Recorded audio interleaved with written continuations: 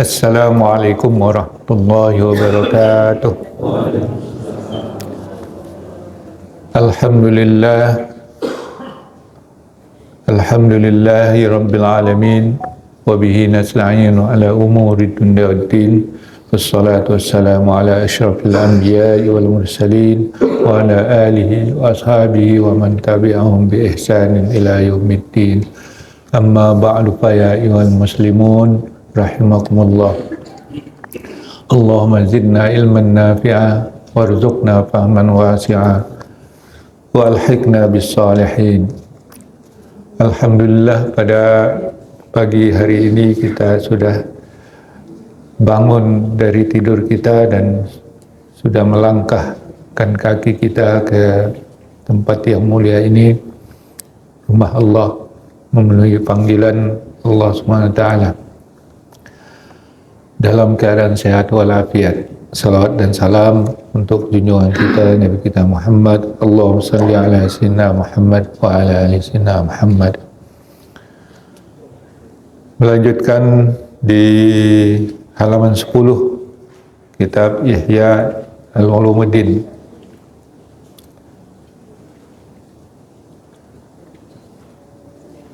Yaitu pada baris yang keempat. Wa innama hamalani. Ya. Ini adalah penjelasan kenapa penulis mengarang menyusun dengan 4 rubuk, yaitu rubuk ibadat, rubuk adat, rubuk muhlikat, dan rubuk munjiat. Itu suatu yang unik di masanya. Ya, belum ada kitab yang dikarang oleh pengarang dengan susunan yang seperti itu. Nah, ini alasannya. Qala al-Imam Abu Hamid Al-Ghazali rahimahullah wa nafa'ana bi ulumih.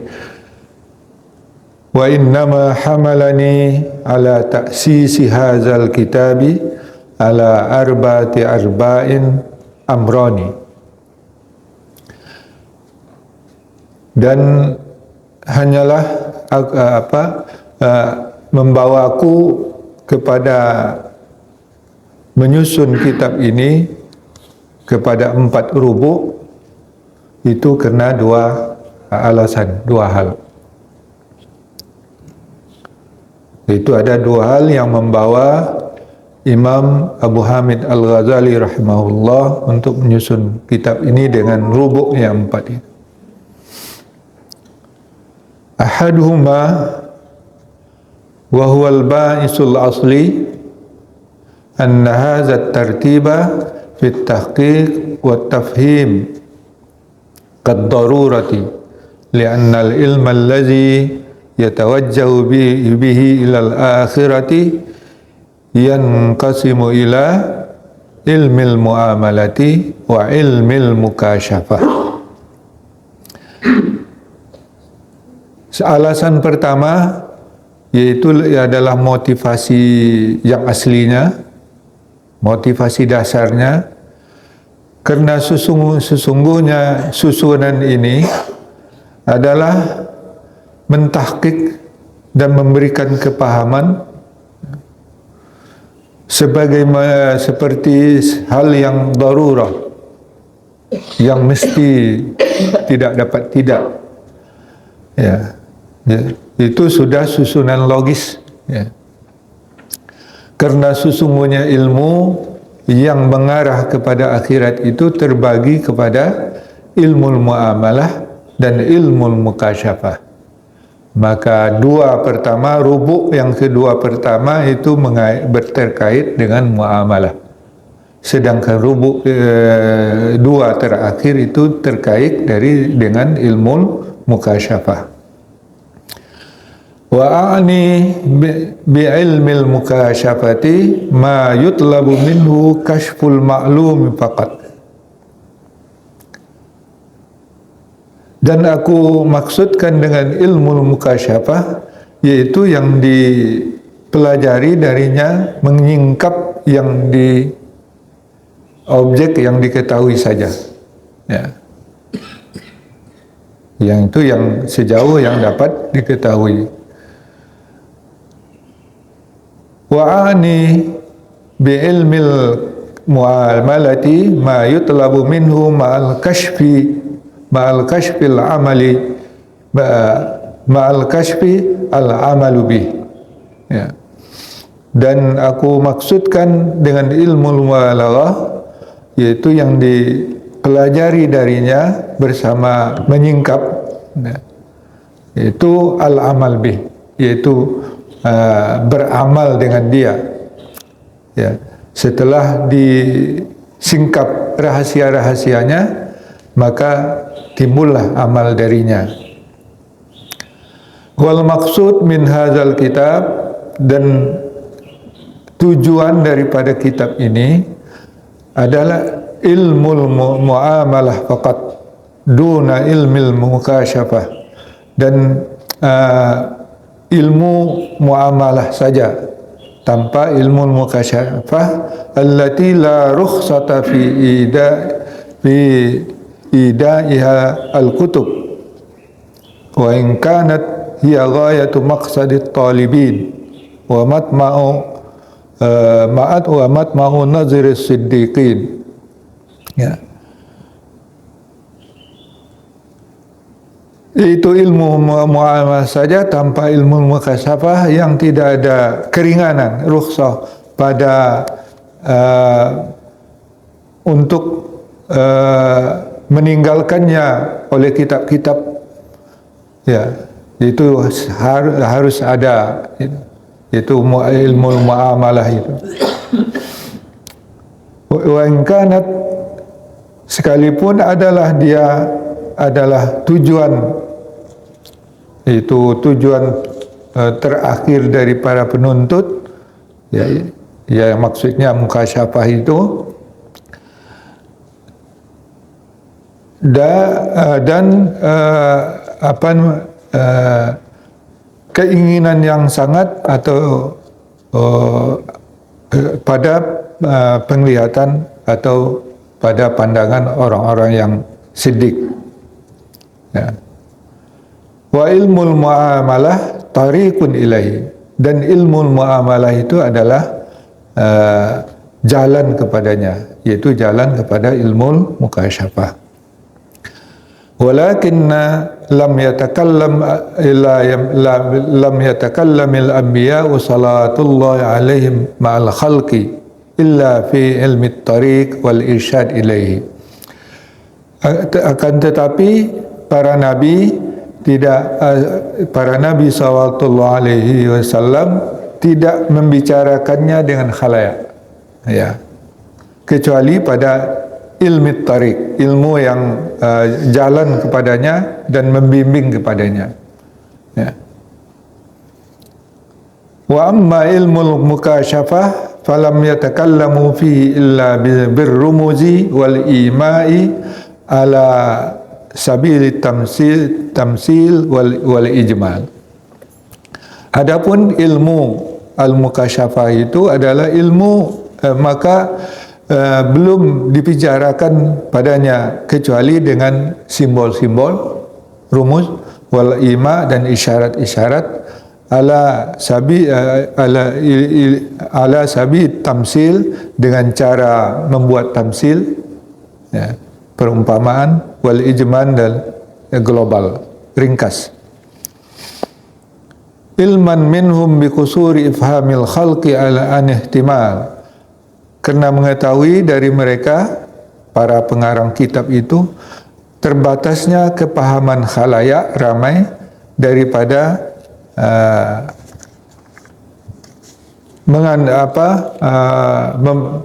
mengetahui ilmu-ilmu itu. Wal ulama warasatul anbiya, dan para ulama itu adalah warasatul anbiya. Fama lahum sabil ilal udul an nahjit ta'anni wal iqtida ila at-ta'assi wal iqtida. Maka tidak boleh bagi mereka itu, tidak ada jalan bagi mereka untuk berpaling daripada jalan keputusasaan dan mengikut. Ya. Summa inna ilmal muamalah, kemudian sesungguhnya ilmu muamalah itu terbagi kepada ilmu zahir, ya, yaitu ilmu zahir, dan ilmu wa'anil ilma bi'amalil jawarih, yaitu aku masukkan dengan ilmu tentang amal-amal anggota badan, dan kepada ilmu batin. Jadi ada ilmu zahir dan ada ilmu batin. A'ni al-ilmu bi'amalil qulub. Ilmu batin itu adalah ilmu tentang amal-amal kalbu kita, yaitu hati kita. Wal jari alal jawarih, dan yang berlaku pada anggota itu, pada anggota tubuh kita, imma adatan, ada kalanya itu bersifat adat, kebiasaan, yaitu yang muamalat tadi, wa imma ibadatan, dan ada kalanya yang bersifat ibadah. Al-warid alal qulub allati hiya bihukmil ihtijab anil hawas min ala alimil malakut. Ya, dan yang datang pada kalbu itu, yang itu dengan hukum ihtijab, yaitu terhijab atau ada tabir dari panca indera kita, tidak terlihat, dari alam malakut, imma mahmudun wa imma mazmumun. Ada pula yang terpuji dan ada pula yang tercela.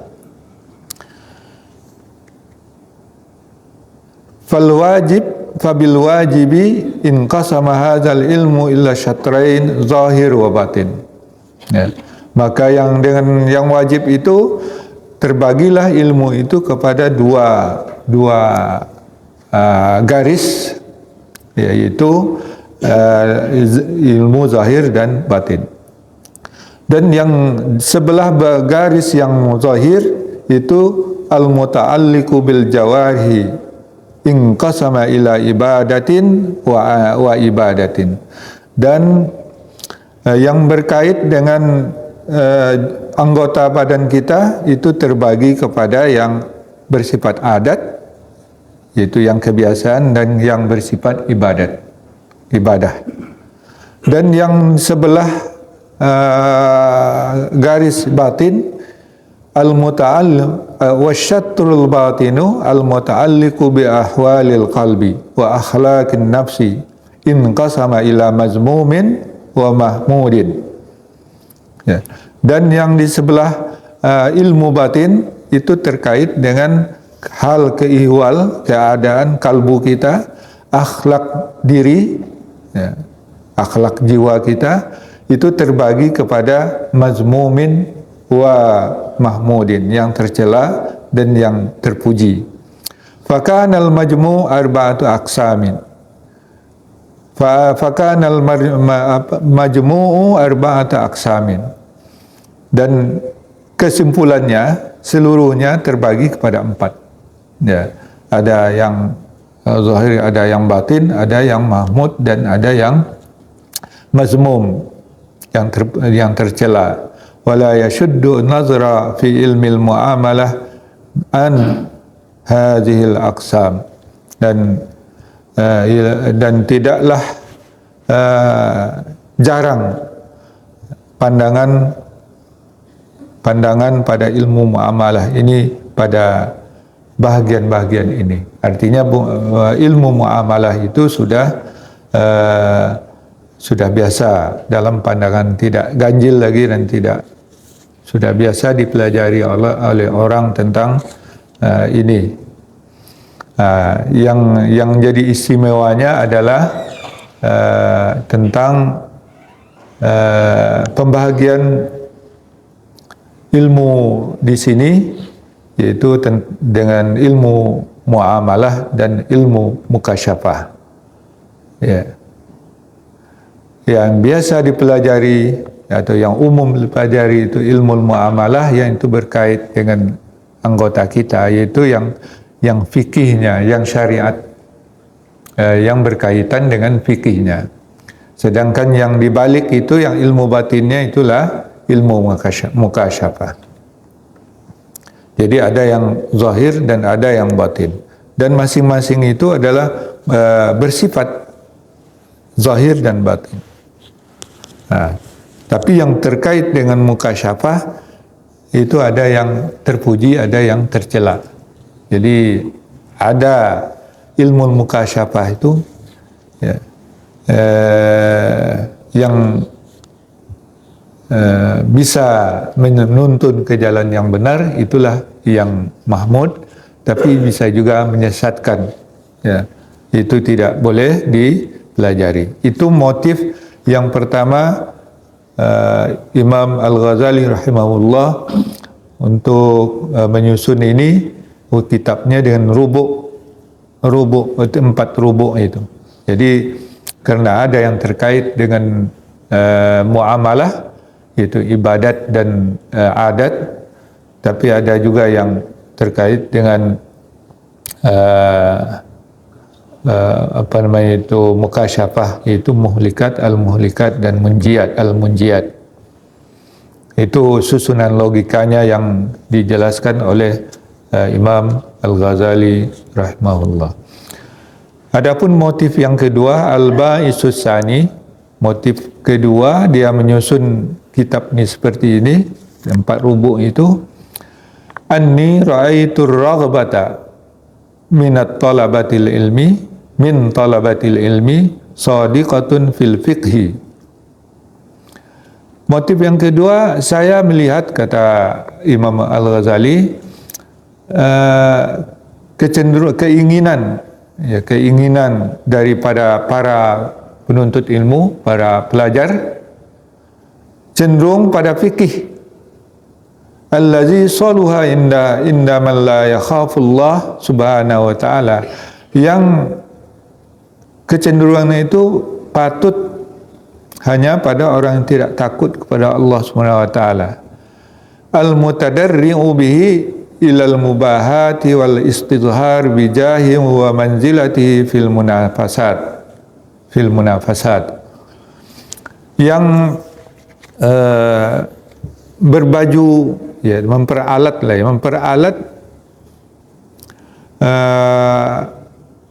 dengan ilmu fikih itu,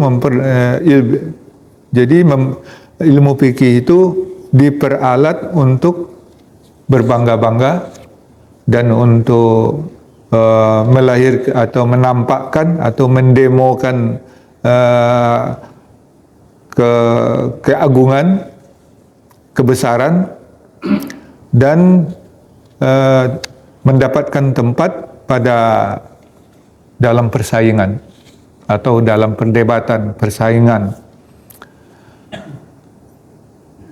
Yaitu motif yang kedua. Itu ada gejala di masa dia, itu orang-orang cenderung kepada mempelajari fikih. Fikih itu kalau sekarang ilmu hukum lah.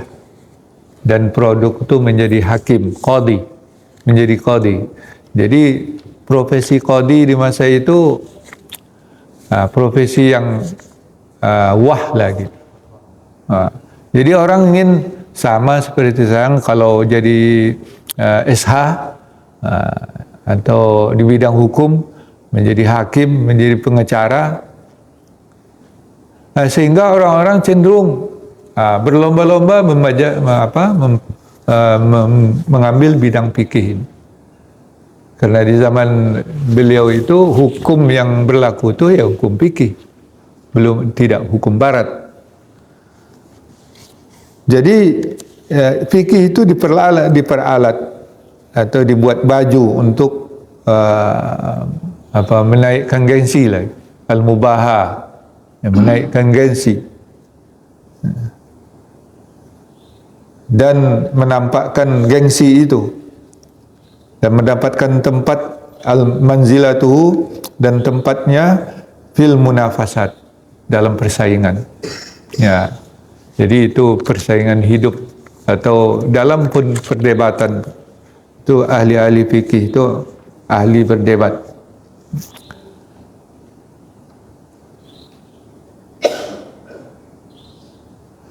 wa huwa murattab ala arbaati dan itu berentet atas empat daripada rubuk-rubuk tersebut. Wal mutazayyi bizayyil mahbubun. Orang yang berpakaian dengan pakaian yang disukainya, maka dia berarti menyukainya. Ya, itu yang disukainya. Falam abadu an yakuna taswiril kitab bi suratil fiqhi. Ya. Jadi fikih itu ditulis oleh para pengarangnya itu dengan gaya-gaya yang cukup dengan menarik sehingga orang pun tertarik membacanya. Ya. Dan penampilan alumni yang mendapat gengsi di masyarakat. Maka aku tidak jauhlah untuk menggambarkan kitab Ihya ini dengan gambar yang fikih juga. Talattufan bistijrajil qulub, untuk menarik pelan-pelan ya. Pada istidraj itu menarik pelan-pelan kalbu, hati kita kepadanya. Walihazat talattuf ba'du man rama istimalat qulubir ru'asa. Dan karena talattuf ini juga ada kalimat-kalimat yang lunak, yang menarik, sebahagian yang cenderung kepada kalbunya, cenderung para yaitu yang menyasar kecenderungan kalbu para pejabat ya, pada ru'asa, ila tibbi, kepada ketabiban. Kalau sekarang dokter lah. Fa wada'u ala hayyatit taqwim nujum. Jadi lalu mereka ciptakan, maka orang yang seperti itu menciptakan dengan bentuk taqwimun nujum, yaitu ilmu nujum. Ya, sebagai dasar ilmu ketabiban itu. Maudu'an fil jadawili warrukum, dan diciptakan dalam bentuk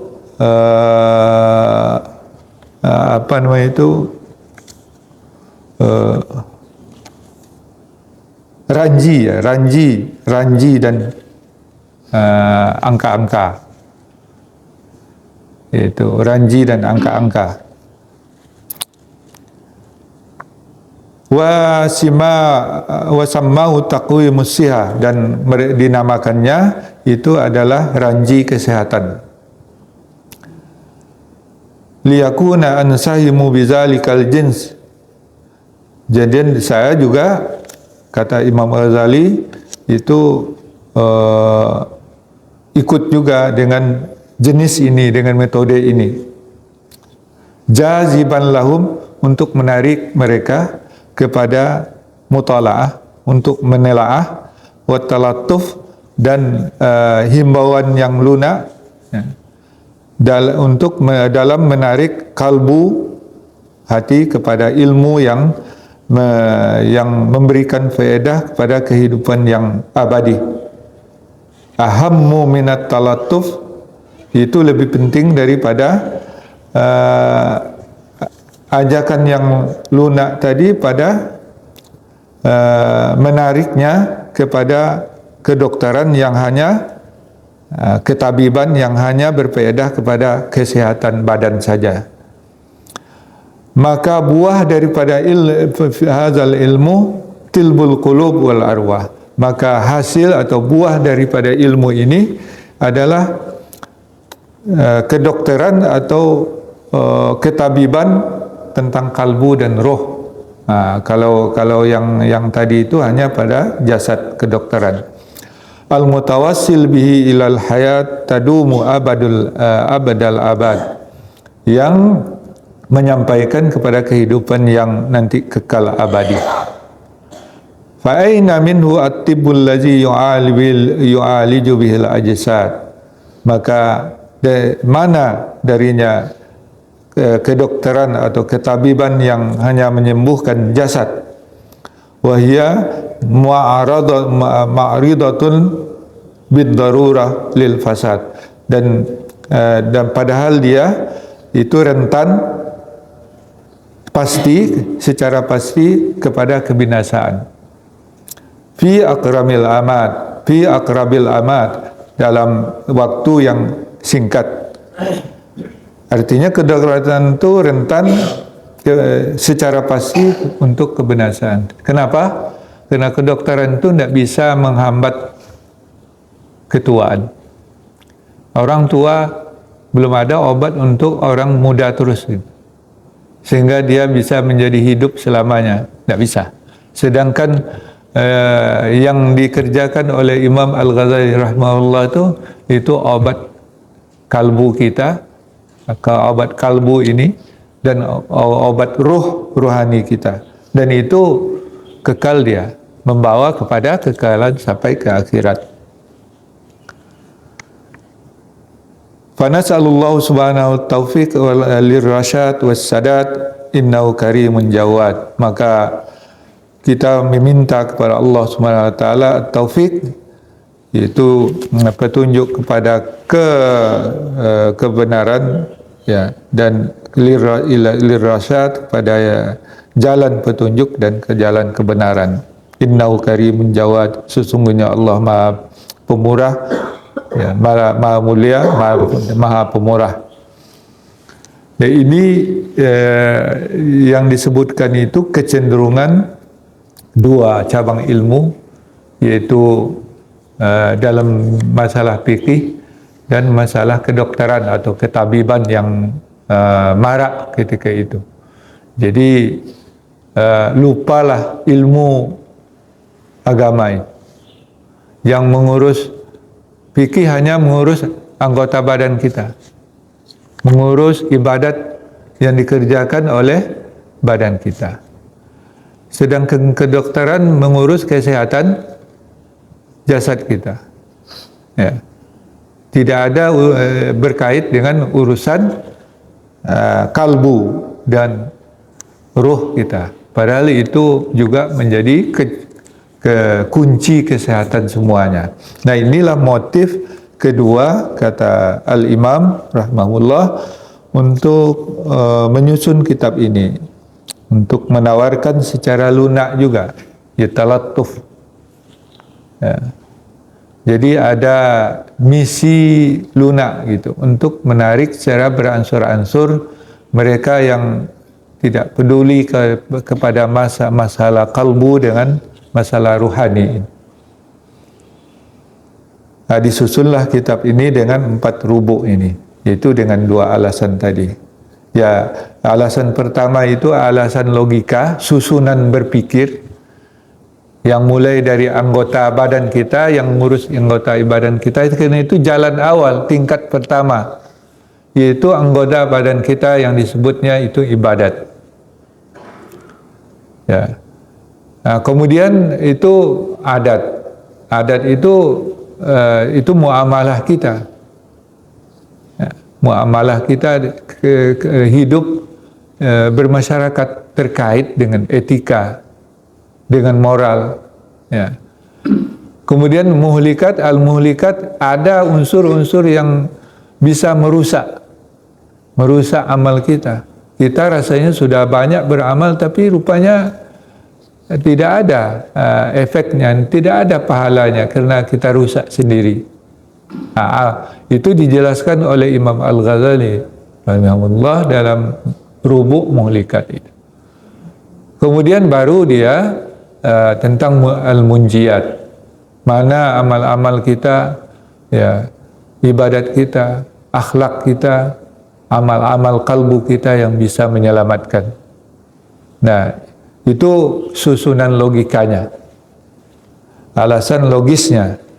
Kemudian alasan kedua ini itu karena kecenderungan orang lupa dengan hal-hal yang semacam itu. Orang sibuk untuk menjadi qadhi aja. Kalau sekarang menjadi hakim, pengacara, karena itu banyak duitnya. Ya. Atau menjadi dokter. Sekarang juga kedokteran itu masih menjadi fakultas yang favorit di Indonesia ini. Nah, di zaman itu rupanya seperti ini juga. Cuma masalahnya tabib ini tidak hanya dengan sains, tapi juga dilapisi dengan yang apa itu tadi, khurafat itu, seperti tabib pengobatan alternatif sekarang ini. Ya, seperti itulah tabib di masa itu, pengobatan alternatif. Ya. Disembuhkan dengan cara yang aneh-aneh gitu. Nah, itu yang disebut ranji-ranji itu, ranji-ranji dan dengan angka-angka itu. Itu ada kombinasi angka yang dibuat tabelnya. Jadi kalau ada orang sakit, ya, satu jenis penyakit, ya ini ranjinya. Ya. Nanti oleh tabibnya dibacakan atau